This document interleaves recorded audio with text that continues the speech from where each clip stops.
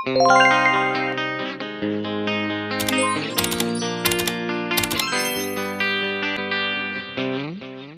mga chiko ko, Opa. Good afternoon. Hello, magandang hapon po sa inyo, Opa, sa mga viewers namin, mga nagsusubscribe sa amin, at sa mga nagsusuporta sa amin. Magandang hapon po sa inyo.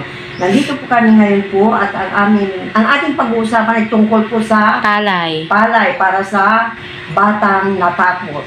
Kasi ang nakukuha po doon sa mga batang natatakot ay yung halimbawa, yung anak, yung tatay o yung mga kapatid, kung anong pinapakita multong-multo, yung bata natakot, isa pa yun. Pangalawa, yung anong tawag nito, yung halimbawa kumidlat, siyempre natakot siya, akala niya kung ano yun. Mamaya hindi na siya makatulog, hindi na siya, balisa siya. Ayan po, naikuha na namin po yan. Kaya ang dapat natin gagawin po ay para mawala yung takot at balisa niya, tatawagan po natin siya kung imbis na tumawag pa tayo ng albularyo para siya ang gumawa, kahit ikaw na lang gumawang isang magulang, kailangan po gawin mo yun. Kasi ang bata kung minsan iyak ng iyak, hindi makatulog. Siyempre yung nervyos, takot nandun po sa kanya. Kaya ang dapat natin gagawin po ay palay.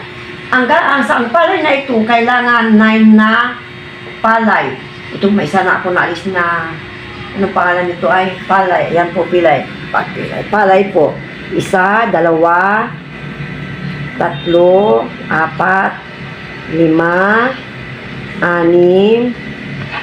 6, 7,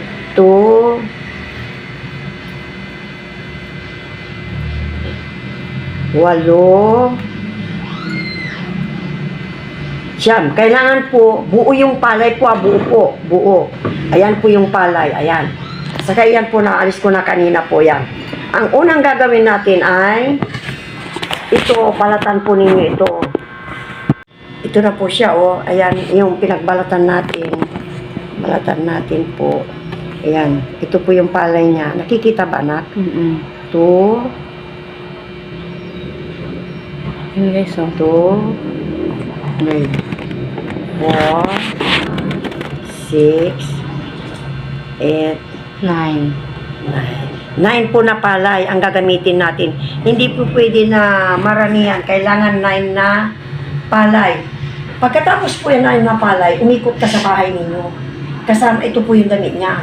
Umikot ka. Yung maruming damit niya, yung halimbawa ngayon, suot niya, yun ang gagamitin ninyong pangtawag sa kanya.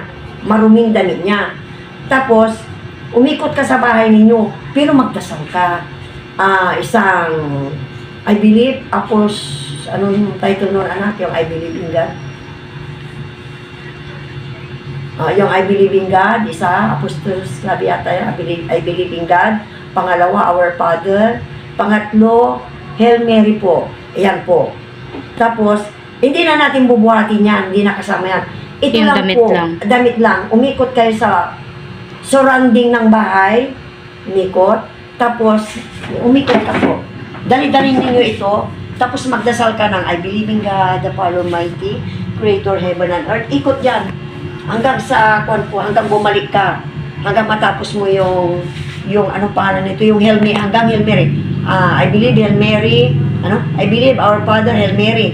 Tapos tawagan niyo yung pangalan niya, halimbawa, Teresa, alika na dito, umuwi ka sa bahay, sabi mo kung ano man nangyari sa'yo, bumalik ka na sa bahay, gano'n, tawagan niyo, alika na, Teresa, alika na, gano'n. Basta tawagan ninyo siya. Tapos, natawagan na ninyo po, itong palay na ito, pero hindi ganito, nakaupo ka. Kailangan nandun siya sa loob ng kwarto, na nakahiga o nakaupo, natatawagan ninyo, at saka doon na kayo magre-ritual sa loob ng kwarto. Hindi po dito sa labas, sa kwarto naman nandun yung bata. Yung bata na natatakot ng ganyan, mga edad siguro na 2 months, kumisa mga 2 months, 3 months, hanggang yata sa kanya, pwede pa hanggang sa 2 years. Kasi yung mga bata kasi, si Teresa noon mag-iisang taon yata natakot yan sa kidlat. Kaya lang, ang ginawa ko, kasi sinabi nila sa akin kung anong gagawin ko. Kaya ito ang gagawin natin. Ayan. Shampoo yan, siyam. Ang gagawin natin, shampoo yan ha. Shampoo yan. Ayan. Siyam. Ayan. Shampoo. 2, 4, 6, 8, 9. Shampoo yan, siyam. 9. Ang gagawin po natin, magsasign po of the cross. In the name of the Father, the Son, the Holy Spirit. Amen. Teresa, alika na, Teresa. Huwag kang iyak na iyak para makatulog ka na. Halika na, halika. Tapos, itapon mong ganyan. Ayan. Makikita mo, dali anak, kumikilos yung kwan. Makikita mo yung anong pangalan nito, yung palay na kumikilos yan, kung saan siya natakot. Yan. Ganyan. Pagkatapos, ang gagawin mo, kunin mo lahat yung palay. Halika, Teresa. Uwi ka na sa bahay. Kamu, ayun oh, nasa ibabaw pa. Ayan siya. Kunin mo lahat yung palay. Ayan. Kunin mo lahat. Kailangan walang maiwan. Kunin mo lahat yung palay. Meron pa ba, anak? Wala na. Yun. Yan pa ba? Meron pa ba isa? Mm-mm. Ayan. Kailangan, siyam din po yan. Ayan. Ang gagawin, ilalagay natin sa damit. Lagay natin sa damit niya. Iyan. Tawagan mo pa rin siya. Halika, Teresa, uwi ka na ng bahay. Ganon. Para, Tatalian po ng lastik. tatalian ng lastiko para yung bata makatulog at saka yung balisa niya mawawala. Yan. Kasi ang bata pag natakot, nababalisa, hindi makatulog. Kaya kayo mga kaibigan, mga manis, huwag ninyong yung anak ninyo tinatakot. Kasi magiging kwan lang na bata pa. Hindi pwede po yan. Ayan. Isusuot na lang po niya. Ayan. Ayan siya o. Ayan po siya o. Nandyan po. Tapos, isuot na lang po ninyo sa kanya na ilalagay po. Kaya mga kaibigan, sana nakapagbigay kami ng magandang payo. Kasi, totoo po ito. Imbis na pumunta pa kayo sa mga albularyo para patawas o patawagan, kayo na lang po ang gagawa.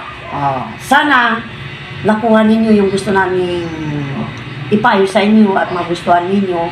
I-try ninyo. Totoo naman po ito. I-try ninyo. Subukan po ninyo. Imbis na kukuha pa po kayo ng manggagamot, kayo na lang po. Bayad pa yun. Sayang. Kayo na lang po ang gagawa. Ayan. Magdasal ng isang I believe, Our Father, Hail Mary. Tapos iikot ng bahay. Pagkatapos, tapusin niyo yung tatlo na yan. Tapos tatawag-tawagan niyo yung pangalan niya. Halika, Teresa, uwi na ng bahay. Kami niyo. Tapos yung siyam, iganon ninyo. Teresa, halika na, uwi na. Ganon niya. Kaya mga kaibigan, sana nakapagbigay kami muli na maganda, na payo at para sa mga bata po. Bye! Bye! Salamat po sa mga tiwala at pagsuporta sa amin. Maraming salamat po. Opa! And don't forget to click the bell button down there. Subscribe, like, and share. Bye! Bye!